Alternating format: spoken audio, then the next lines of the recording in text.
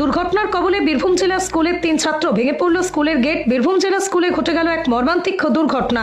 বুধবার হঠাৎই স্কুলের প্রধান গেট ভেঙে পড়ে গেটের সামনে দাঁড়িয়ে থাকা 3 ছাত্রের উপর। ঘটনায় গুরুতর আহত হয় 3 ছাত্র। জানা যায়, স্কুল চলাকালীন গেটের সামনে দাঁড়িয়ে ছিল কয়েকজন ছাত্র। আচমকায় গেটের একটি বড় অংশ ভেঙে পড়ে তাদের উপর। দুর্ঘটনার পর স্কুল চত্বরে আতঙ্ক ছড়িয়ে পড়ে। তড়িঘড়ি আহত 3 ছাত্রকে উদ্ধার করে চিকিৎসার জন্য নিকটবর্তী হাসপাতালে পাঠানো হয় স্কুল কর্তৃপক্ষের তরফে। ঘটনার খবর ছড়িয়ে পড়তে স্কুলে উপস্থিত অন্যান্য ছাত্রদের পাশাপাশি অভিভাবকদের মধ্যেও চরম উদ্বেগ দেখা দেয়। অনেক অভিভাবক দ্রুত স্কুলে পৌঁছন এবং আহত ছাত্রদের শারীরিক অবস্থার খোঁজ নেন। স্কুলে থাকা সিসিটিভি ফুটেজ দেখা যাচ্ছে, গেটের সামনে দাঁড়িয়ে থাকা অবস্থাতেই হঠাৎ গেট ভেঙে পড়ে ছাত্রদের উপর, যা পরিস্থিতির ভয়াবহতাকে আরও স্পষ্ট করে তুলেছে। এই ঘটনায় স্কুলের পরিকাঠামো, নিরাপত্তা ব্যবস্থা নিয়ে প্রশ্ন উঠতে শুরু করেছে।